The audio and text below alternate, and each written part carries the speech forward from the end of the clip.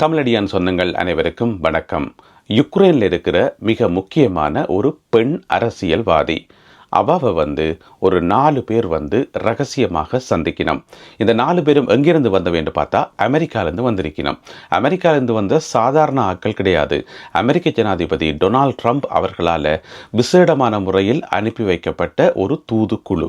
அவர்கள் யுக்ரைனில் இருக்கிற இந்த பெண் அரசியல்வாதியை எதுக்காக ரகசியமாக சந்தித்து கதைக்கணும், அப்படி என்ன கதைத்திருப்பார்கள் என்று பார்த்தோம் என்று சொன்னால் நிறைய விஷயங்கள் கதைச்சிருக்கணும். ஆனால் அதில் ஒரு தகவல் மட்டும்தான் வெளியில் வந்திருக்குது. ஏனென்று சொன்னால் இது ஒரு ரகசிய பேச்சுவார்த்தை தானே. அதனால் ஒரு தகவல் தான் வெளியில் வந்திருக்கு. அது என்னென்று சொன்னால் யுக்ரைனில் மிக விரைவாக எலெக்ஷன் நடத்துவது எப்படி தேர்தலை நடத்தி புதிய ஜனாதிபதியை கொண்டு வரது, இப்போதைய ஜனாதிபதி செலன்ஸ்கி அவர்களை வீட்டுக்கு அனுப்பிட்டு புதிய ஒரு ஆட்சியை எப்படி கொண்டு வரது என்றது சம்பந்தமாக அந்த பெண் அரசியல்வாதியோட பேச்சுவார்த்தை நடத்தி இருக்குது. அமெரிக்க ஜனாதிபதி டொனால்ட் ட்ரம்ப் அவர்களால் அனுப்பப்பட்ட இந்த விசேட தூது குழு இதுதான் இன்றைய நாளில் வெளிவந்திருக்கக்கூடிய மிகவும் அதிர்ச்சிகரமான செய்தி. இப்ப என்ன பிரச்சனை என்று சொன்னா, உக்ரைனிய ஜனாதிபதி செலன்ஸ்கி அவர்களுக்கும் அமெரிக்க ஜனாதிபதி ட்ரம்ப் அவர்களுக்கும் இடையில போன வாரம் அமெரிக்க வெள்ள மாளிகையில் நடந்த அந்த பிரச்சனைகள், அதில் வந்த முரண்பாடுகள் எல்லாமே எங்களுக்கு தெரியும். அதில் அமெரிக்க நிர்வாகம் செலன்ஸ்கி மேல கடுமையாக கோவப்பட்டது எல்லாமே எங்களுக்கு தெரியும். அதுக்கு பிறகு பார்த்தீங்கன்னு சொன்னா நிறைய தரம் செலன்ஸ்கி அவர்கள் அமெரிக்காவுக்கு நன்றி சொன்னவர், ஒவ்வொரு நாளுமே நன்றி சொன்னவர், வெள்ளிக்கிழமை சனிக்கிழமை ஞாயிற்றுக்கிழமை என்று சொல்லி ஒவ்வொரு நாளுமே நன்றி நன்றி என்று சொல்லி கொண்டவர் தன்னுடைய சமூக வலைத்தளங்கள்ல. ஆனா தவறுதலா கூட ஒரு இடத்துல மன்னிப்பு கேட்கல, நான் மன்னிப்பு கேட்டுக்கொள்றேன் என்று சொல்லையில, ஆனா வருந்தத்தக்க செயல் என்ற மாதிரி சொன்னவர். இதுக்கிடையில அன்றைக்கு காங்கிரஸ்ல உரையாற்றின அமெரிக்க ஜனாதிபதி, காங்கிரஸ் என்றது அமெரிக்காவினுடைய பாராளுமன்றத்தில் உரையாற்றின அமெரிக்க ஜனாதிபதி டொனால்ட் ட்ரம்ப் அவர்கள் ஒரு முக்கியமான ரகசியம் ஒன்று வெளியில சொல்றார், ஒரு விஷயத்தை வெளிப்படுத்துறார். அது என்னன்னு சொன்னா, யுக்ரைனிய ஜனாதிபதி செலன்ஸ்கி எனக்கு கடிதம் ஒன்று அனுப்பியிருக்கிறார். அந்த கடிதத்தில் பேச்சுவார்த்தைக்கு நான் தயாராக இருக்கிறேன், ட்ரம்ப் அவர்களுடைய உறுதியான நிர்வாகத்துக்கு இணைந்து பணியாற்றுறதுக்கு நான் தயாராக இருக்கிறேன், அந்த கனிமவள ஒப்பந்தத்தில் கையெழுத்து போடுறதுக்கு நான் தயாராக இருக்கிறேன் என்று சொல்லி செலன்ஸ்கி சொல்லியிருக்காருன்னு சொல்லி அந்த கடிதத்தை அப்படியே வாய்ச்சி காட்டினவர். அப்போ வாய்ச்சி போட்டு ஒரு வசனம் சொன்னவர் என்னென்னு சொன்னால், ஐ அப்ரிஷியேட் இட் என்று சொல்லி, நான் இதை அப்ரிஷியேட் பண்ணுறேன், அதாவது பாராட்டுறேன்னு சொல்லி.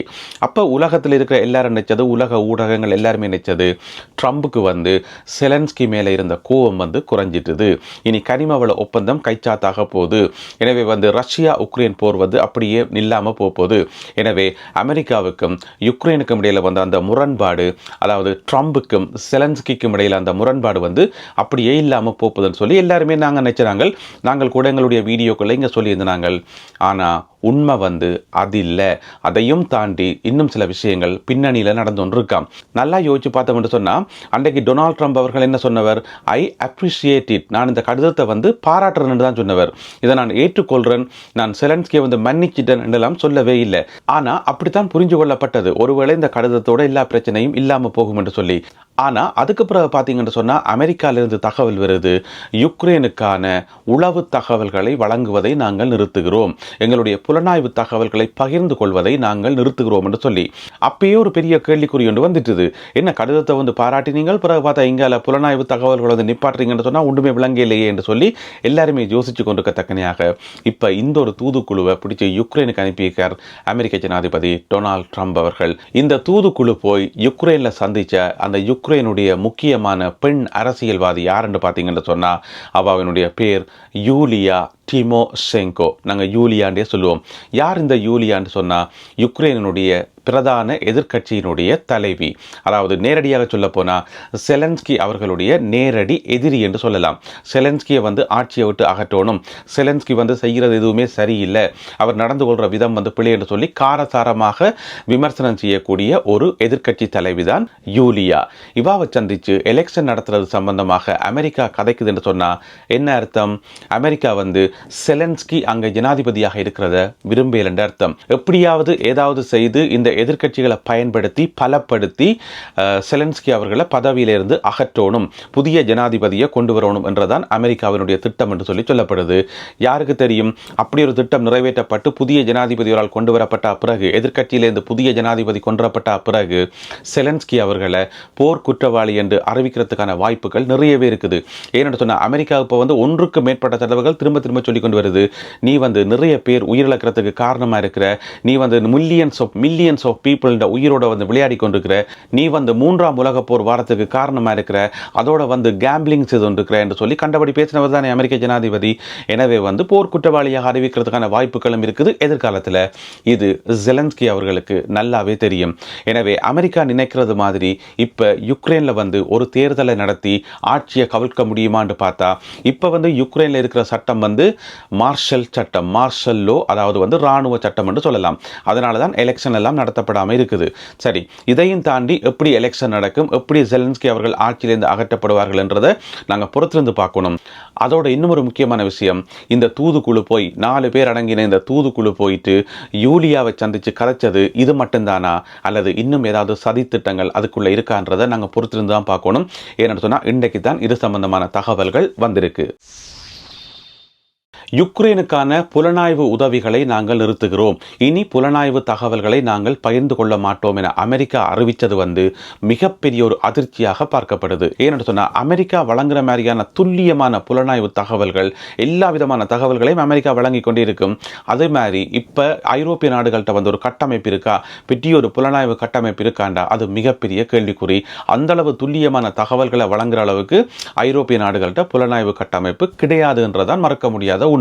ஏனென்று சொன்னா எலோன் மஸ்க் அவர்களுடைய ஸ்டார்லிங்க் வந்து யுக்ரைன் எல்லா பகுதிகளையும் வந்து நிறுத்தி வைக்கப்பட்டிருக்கு. அந்த சட்டலைட்ஸ் வந்து எல்லா இடமும் போகுது, உடனுடனே தகவல்களை கலெக்ட் பண்றது. ரஷ்யா வந்து அங்கிருந்து ஒரு ஏவுகணையை அடிக்க போகுதுன்னு சொன்னா ஏவுகணையை அடிக்காத முதலே தகவல் இங்க வந்து கசிஞ்சிடும் என்ற மாதிரி அவ்வளவு துல்லியமான புலனாய்வு தகவல்களை வழங்கி கொண்டிருந்த அமெரிக்கா வந்து திடீரென்று அதை நிறுத்தினது வந்து யுக்ரைனுக்கு விழுந்த பேரிடி.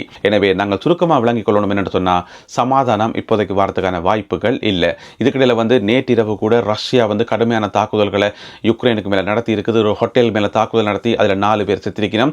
இப்படியாக சண்டை களம் அங்கால பரபரப்பாக போய்கொண்டிருக்குது.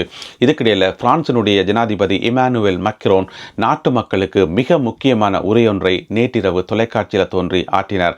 அதில் அவர் என்ன சொல்றாருன்னு சொன்னா, நாங்கள் புதியதொரு யுகத்துக்குள்ள நுழைஞ்சிருக்கிறோம்,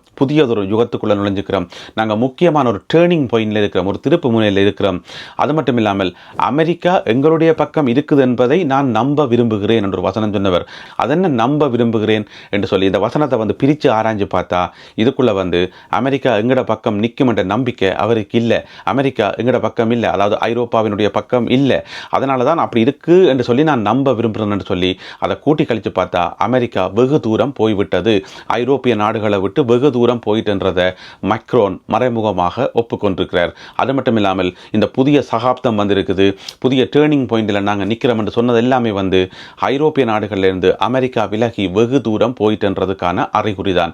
எனவே இப்போ ஐரோப்பா முழுவதும் பேசப்படுற, பரபரப்பாக பேசப்படுற ஒரே ஒரு விஷயம், ஐரோப்பா வந்து ஆயுதம் தரிக்க வேண்டும், நாங்கள் எங்களுடைய சொந்த காலில் நிற்கணும், எங்களுடைய ஆயுத வளங்களை வந்து பெருக்கணும் என்று சொல்லி திரும்ப திரும்ப திரும்ப திரும்ப ஆயுதங்களை பற்றி தான் கதப்படுது. அதாவது சுருக்கமாக ஒரு வரியில் சொல்ல போனால், ஐரோப்பாவினுடைய பாதுகாப்பு இனிமேல் ஐரோப்பாவினுடைய கைகளில் மட்டுமே உள்ளது என்பதை ஐரோப்பிய தலைவர்கள் உணர ஆரம்பித்து விட்டார்கள். அதுக்கு என்ன செய்யலாம் என்று சொல்லி யோசிச்சு கொண்டிருக்கிறார்கள். மக்ரோன் வந்து ரஷ்யா பற்றி சொல்லிக்குள்ள, ரஷ்யாவினுடைய ஆக்கிரமிப்பு இருக்குத்தானே, அதற்கு வந்து எல்லைகளே கிடையாது, அது என்ன இல்லை என்று சொல்லி ரஷ்யாவுக்கு தெரியாது என்று சொல்லி, அதனுடைய அர்த்தம் வந்து அவர்கள் யுக்ரைனை மட்டும்தான் ஆக்கிரமிப்பார்கள் என்று சொல்லி இல்லை, எதிர்காலத்தில் அவர்கள் ஐரோப்பா மீதும் தாக்குதல் நடத்துவார்கள், ஐரோப்பாவையும் ஆக்கிரமிப்பதற்கு அவர்கள் தயாராக இருக்கிறார்கள். இந்த ஒரு கருத்தை வந்து மக்ரோன் சொல்லியிருக்கார். அதனால வந்து நாங்கள் எங்களுடைய அணு ஆயுதத்தை வந்து பரவலாக்குறதுக்கு, எங்களுடைய ஏனைய நட்பு நாடுகளோட அணு ஆயுதங்களை வந்து பரவலாக பாவிக்கிறதுக்கு, அது சம்பந்தமான விவாதத்திற்கும் நாங்கள் தயாராக இருக்கிறோம் என்று சொல்லி பிரான்ஸ் அறிவிச்சிருக்குது. அதோட அணு ஆயுதத்தினுடைய கட்டுப்பாடு முழுக்க முழுக்க பிரான்சின் கைகளில் தான் இருக்கும். இருந்தாலும் எங்களுடைய நட்பு சக்திகளோட நாங்கள் அது சம்பந்தமாக விவாதிக்க விரும்புகிறோம், அதை நாங்கள் பரவலாக்க விரும்புகிறோம் என்று சொல்லி ஒரு அதிரடியான அறிவிப்பையும் மக்ரோன் அவர்கள் சொல்லியிருக்கார். இந்த கருத்துக்கு உடனடியாக ரஷ்யா பக்கம் இருந்து கடுமையான எதிர்ப்பு வந்திருக்குது. இது முரண்பாட்டை தோற்றுவிக்கும் கருத்து, முரண்பாட்டை தோற்றுவிக்கிறார் மக்ரோன் என்று சொல்லி ரஷ்யா வந்து கண்டனம் தெரிவிச்சிருக்குது. எனவே இப்படியாக உலகத்தினுடைய போக்கு வந்து போய்கொண்டிருக்குது. எனவே எங்களுக்கு என்ன விளங்குது என்று சொன்னா, இன்றைய சூழ்நிலையில் அமெரிக்காவுக்கும் யுக்ரைனுக்கும் இடையிலான இடைவெளி வந்து அதிகரித்து கொண்டு போகுது, அமெரிக்காவுக்கும் ஐரோப்பாவுக்கும் இடையிலான இடைவெளி வந்து அதிகரித்து கொண்டு போகுது, ஐரோப்பாவுக்கும் ரஷ்யாவுக்கும் இடையிலான இடைவெளி ஏற்கனவே அது இருந்தது, இப்போ இன்னும் அது அதிகரித்து கொண்டு போகுது. எனவே இப்படியாக உலகம் வந்து வேறு வேறு திசைகள் நோக்கி போய்கொண்டிருக்குது. இது இன்றைய சூழ்நிலை. ஆனால் நாளைக்கு வந்து நிலைமைகள் தலைகளாக மாறலாம். என்ன வேண்டுமென்றாலும் நடக்கலாம். பொறுத்திருந்து பார்ப்போம் அடுத்தடுத்த செய்திகள் என்ன வரப்போகுது என்று சொல்லி. எந்தெந்த செய்திகள் வருதோ எல்லாத்தையும் தொகுத்து கொண்டு இன்னும் ஒரு வீடியோவில் நான் உங்களை சந்திக்கின்றேன். அதுவரை நன்றி, வணக்கம்.